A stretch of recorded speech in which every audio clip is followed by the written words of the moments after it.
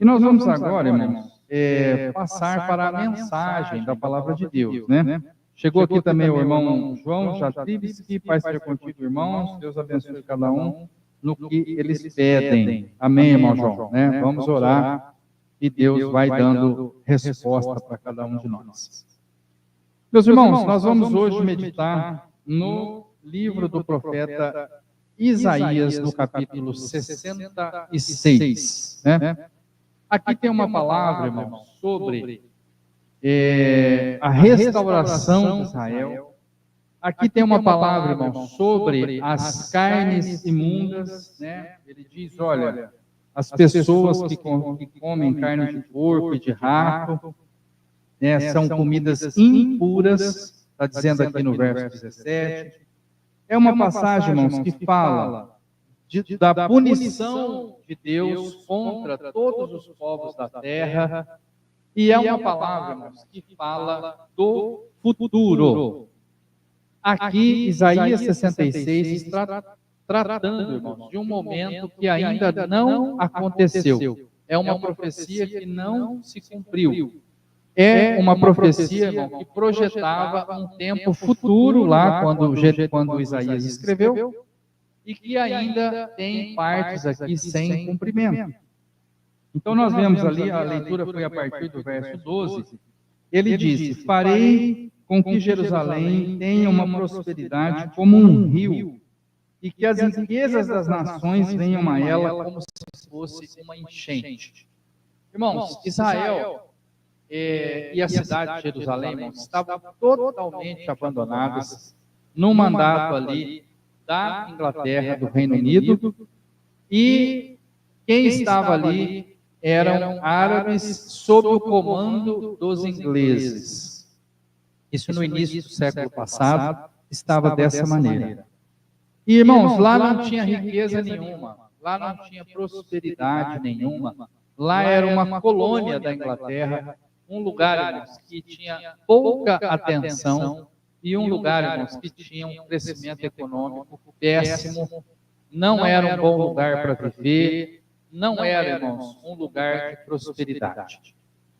Mas aí nós vemos aqui na Bíblia, Isaías 66, verso 12, dizendo, prometo a Jerusalém que farei com que a prosperidade venha como um rio e as riquezas das nações venham até ela, como uma enchente. Irmãos, em 1948, nós temos ali o final do mandato britânico sobre a Terra Santa, e a ONU, então, faz uma resolução para que Israel volte, o povo de Israel, o povo judeu, volte para a terra de Israel. E aí, irmãos, o que acontece? Essas pessoas voltaram de vários países do mundo, na alegria, irmão, de refazer o seu laço histórico com aquela terra, e trouxeram, irmãos, dinheiro e investimentos de todos os países onde eles estavam. Então, o judeu que estava na Alemanha veio para morar e trouxe todos os seus recursos. O judeu que estava nos Estados Unidos voltou para lá e levou seus recursos. O judeu que estava no Brasil, na Argentina, voltou para lá e levou seus recursos. E lá, irmãos, eles criaram empreendimentos, e os judeus que não foram enviavam também o seu dinheiro para que ali pudesse se refazer a nação. Então a gente tem notícia, por exemplo, de hotéis que foram construídos ali em regiões turísticas de Israel e que foi construído totalmente com dinheiro de fora, né? As pessoas que moravam nos Estados Unidos, que moravam em outros lugares, em outras nações, na Europa, enviavam dinheiro para que esse hotel fosse construído, dando condições para que eles que não decidiram morar lá, eles pudessem pelo menos visitar e ter uma infraestrutura ali adequada. Então, assim, irmãos, fluiu do mundo inteiro recursos para a reconstrução de Israel e da cidade de Jerusalém. E se cumpre, então, essa profecia de Isaías 66, 12, em que o Senhor diz, eu, o Senhor, prometo a Jerusalém que farei com que a prosperidade venha como um rio e que as riquezas das nações venham até ela como se fosse uma enchente. E Jerusalém será como uma mãe que dá de mamar e que carrega nos braços e no colo os abraça com carinho, Como uma mãe que consola o filho, eu também consolarei vocês. Eu os consolarei em Jerusalém. Então, irmãos, o que acontece? Essa profecia se cumpriu, eles voltaram para lá e receberam de Deus o alento, a direção naquela nação ali. Irmãos, a partir de então, a nação se torna próspera, resiste aos inimigos, a vários ataques dos vizinhos, dos árabes que moram em volta, do Egito, e resiste, irmão, como nação, e uma nação próspera, altamente tecnológica, altamente educada, altamente produtiva. Israel tira a água do mar, dessaliniza essa água e transforma em água potável para irrigar as plantações.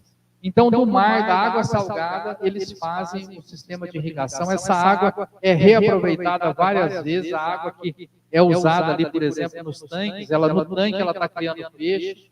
Então, eles estão ali, irmãos, fazendo o deserto florescer. Aquele sistema de kibbutz, pequenas vilas, e eles, irmãos, têm lá uma produção de frutas cítricas, de laranja, de limão, eles têm peixe, eles têm carne, eles têm ovos, eles têm, irmãos, uma produção agrícola num lugar que é só areia.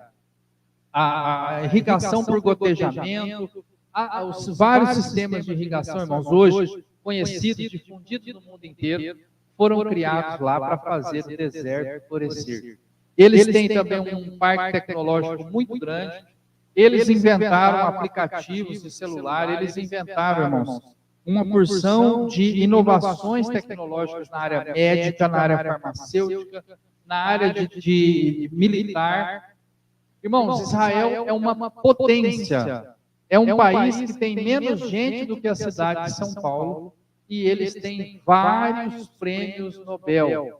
Tem vários prêmios Nobel, mas isso já tem um estudo para falar isso, como é que os judeus têm tanto prêmio Nobel desse jeito, e só para os irmãos terem uma comparação, lá tem 10 milhões de pessoas, o Brasil tem 200 milhões de pessoas, e aqui no Brasil não tem um único prêmio Nobel. Nenhum brasileiro ganhou um prêmio Nobel.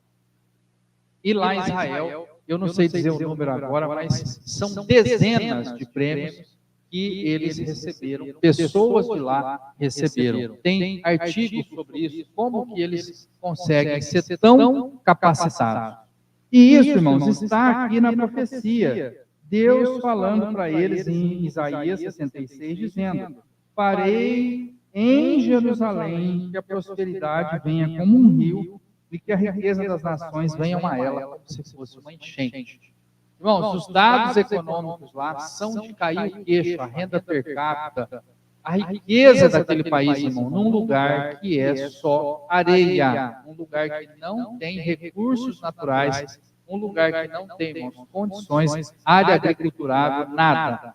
E eles têm prosperidade e produção nesse lugar. E é um país com 76 anos, né? E nós temos 500 aqui no Brasil, né? Então, nós com 500 anos de história, 20 vezes mais pessoas do que eles, nós não temos um só prêmio Nobel, e eles têm dezenas. Então, assim, irmãos, é Israel e é o povo ali na Terra Santa. Por que nós estamos falando isso? Porque nós somos apaixonados por Israel, porque nós vamos virar judeu e vamos adotar os costumes tradicionais dos israelitas para nós no nosso dia a dia? Não, irmãos, não é isso.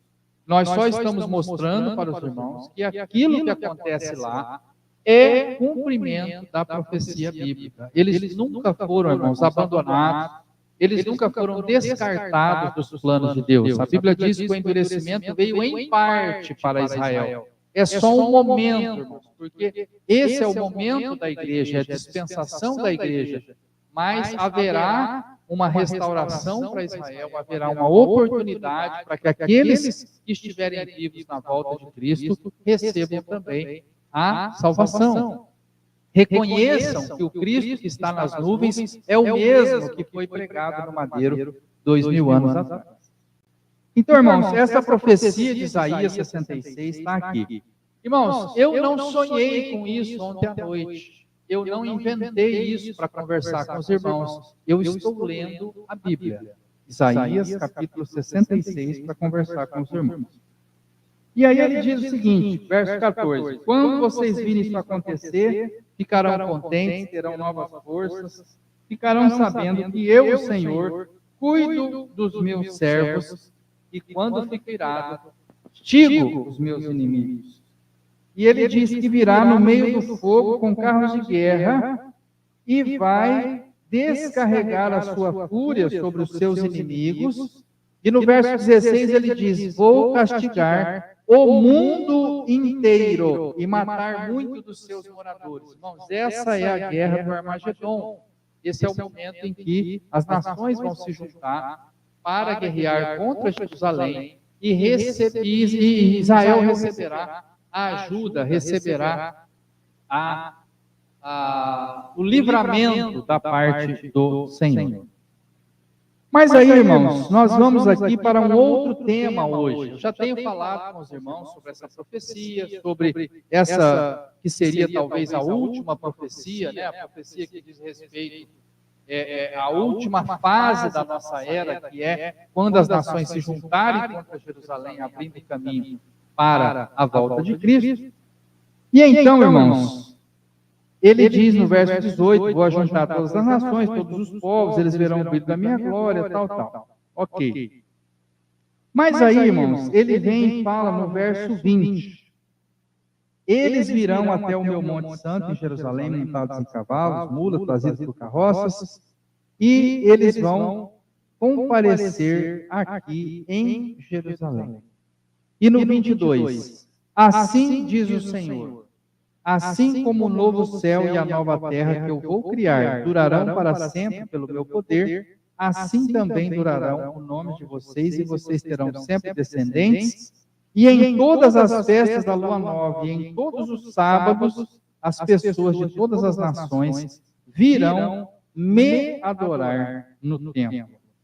Irmãos, isso aqui é futuro, é quando as nações forem destruídas, quando Deus restaurar, quando Deus colocar um novo céu e uma nova terra. Olha aí no verso 22, em todos os sábados as pessoas de todas as nações virão me adorar no templo. Irmãos, olha que coisa interessante.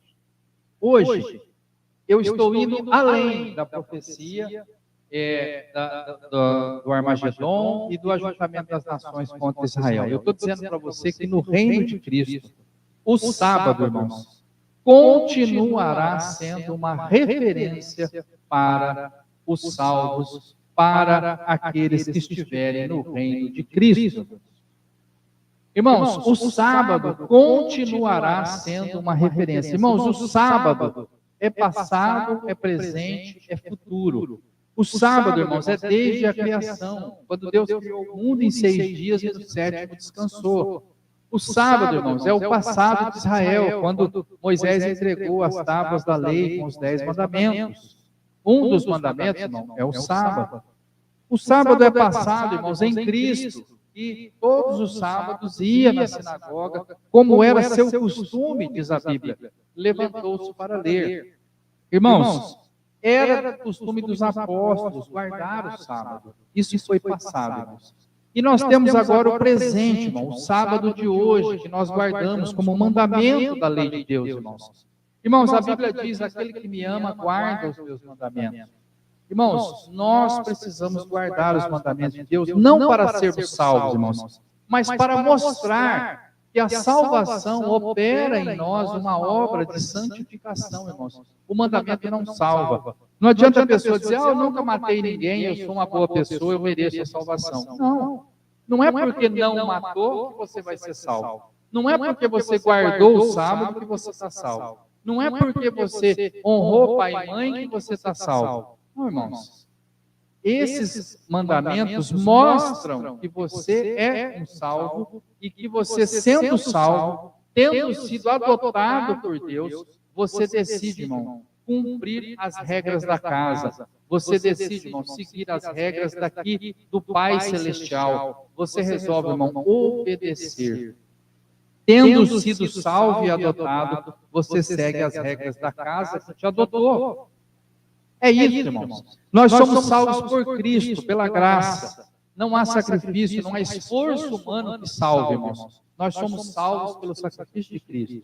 Mas acontece que aquele que é salvo, irmãos, ele guarda os mandamentos de Deus, ele procura obedecer a Deus, ele procura, irmão, fazer a vontade daquele que o salvou. Assim como nós, irmãos, se você tiver alguém que te salva de uma situação difícil, você está com uma dívida impagável, vem alguém e paga para você, você fala, olha, você precisa de alguma coisa, se eu puder fazer alguma coisa por você, eu estou à sua disposição, porque agora você quer fazer algo para agradar essa pessoa, irmãos. E é assim que nós cumprimos os mandamentos.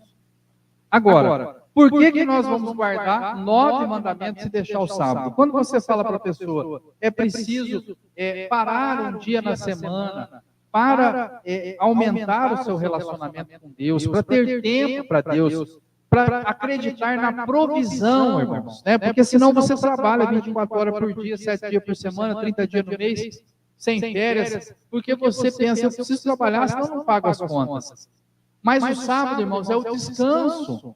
As pessoas falam, quem guarda o sábado está debaixo da lei, é escravo da lei. Não, irmãos. Eu guardo o sábado porque eu sou livre, irmãos. Eu sou livre para parar. Eu sou livre para descer desse trem, bala que está andando, descarrilhando aí, desesperado, todo mundo correndo atrás, irmão, de bênçãos, materiais, de progresso, de prosperidade. E a gente, irmão, para no sábado e descansa, irmãos. Eu acredito na providência de Deus, não vai faltar nada. Deus vai abençoar, Deus vai conceder, Deus vai abrir portas, irmãos. Não é porque eu estou correndo, que é a força do meu braço que está garantindo o resultado, irmão. Quem garante o resultado é a bênção de Deus. Então, irmãos, é justamente, eu não estou escravo da lei, por isso guardo o sábado. Eu sou livre, por isso eu posso parar. Eu sou livre das preocupações do mundo, por isso eu paro no sábado, irmão. Paro de me preocupar, eu entrego na mão do Senhor. Senhor, eu sei que eu podia estar trabalhando e ganhando mais, mas eu parei aqui, eu sei que a tua bênção pode acrescentar mais à minha vida do que o meu esforço pessoal. É descansar em Deus. E aí, nós vemos aqui nessa passagem, irmãos, o futuro do sábado. Eu falei que o sábado é passado, na criação, em Israel, em Cristo. O sábado é presente na nossa obediência hoje. A Bíblia diz, aquele que me ama, guarda os meus mandamentos. E aí você pergunta para a pessoa, pode matar? Ele fala, não, porque é mandamento do Senhor. Pode roubar? Não, é mandamento do Senhor. Pode adorar a imagem? Não, é mandamento do Senhor. Posso desonrar pai e mãe? Não, é mandamento do Senhor. Posso transgredir o sábado? Claro, porque Cristo pregou na cruz e cumpriu a lei por nós. Tem sentido isso, irmão? Não faz sentido. Não faz sentido. Então, nós estamos guardando hoje o mandamento do Senhor, irmão. Assim como você se esforça para não matar ninguém, dá vontade de vez em quando, mas você não mata, Assim como você faz o esforcinho lá para não falar o nome de Deus em vão, assim como você, A gente brinca, irmão, mas é isso. Você faz de tudo, irmão, para andar de acordo com a lei de Deus. Você sabe que você vai ter problemas, alguém vai querer se vingar de você, se você roubar alguma coisa de alguém, você vai ter problema com a polícia. Você sabe, irmãos, que essas coisas vão trazer dificuldade para a sua vida. O sábado não é diferente. Precisamos de um dia de descanso, precisamos de um dia de repouso. E, irmãos, o sábado é para hoje. Não me diga que é o domingo, irmãos? Não tem como ser o domingo. O domingo não é para hoje, irmão. Não está escrito em lugar nenhum da Bíblia, irmão, de Gênesis a Apocalipse. Irmão, eu já li a Bíblia 8 vezes, irmão. 8 vezes eu fiz um plano bíblico para ler de Gênesis a Apocalipse, para ler a Bíblia inteira. Eu nunca vi um versículo chamado guardai domingos e festas. Esse versículo não existe, irmão. É só no catecismo católico, irmãos. Essa é uma mudança que a Igreja Católica fez, e a Igreja assume. A Igreja Católica diz com todas as letras, como nós que mudamos o sábado para o domingo. É com a autoridade da Igreja, porque a Igreja Católica entende que ela tem mais autoridade, a tradição católica, a tradição da Igreja tem mais força do que o texto da Bíblia. Então eles entendem que se a tradição mudou, está mudado. Não interessa o que a Bíblia diz. Mas a pessoa, às vezes, irmão, é um protestante, é uma pessoa de uma igreja tradicional protestante, e ele diz, o domingo é para guardar o domingo, porque Jesus ressuscitou no domingo. Irmãos, não existe isso. na Bíblia. Não tem esse versículo. Não está escrito em lugar nenhum. Guardai domingos e festas. Isso não existe. Não está na Bíblia. Não tem em lugar nenhum. Então, meus irmãos, o sábado é para hoje, para a santificação, para você ter tempo para dedicar esse tempo ao relacionamento com Deus, para você ir na igreja, para você visitar o doente, para você, irmão, descansar do seu trabalho, para você descansar na providência de Deus. E hoje, irmãos, Isaías 66, eu estou mostrando para você que o sábado é futuro. Mesmo no reino, quando já estivermos no descanso, quando já estivermos vivendo a realidade do descanso e não a sombra, que é o sábado hoje, que é só uma sombra das coisas futuras, é só um descanso temporário que representa o descanso eterno que nós teremos, descanso do pecado, da morte, do sofrimento, da dor que nós vivemos hoje. Mesmo lá, irmãos, no futuro, Isaías 66, verso 22, e todos os sábados as pessoas das nações virão me adorar no templo. Entende, irmão? O sábado é para hoje, foi ontem e será amanhã. Essa, irmão, é a mensagem aqui de Isaías, capítulo 66, que eu gostaria de compartilhar com os irmãos nesta noite. Agradeço a todos que estão nos acompanhando no culto de oração de São José do Rio Preto e convido os irmãos para orar, para que nós apresentemos todos esses pedidos e agradecimentos na presença de Deus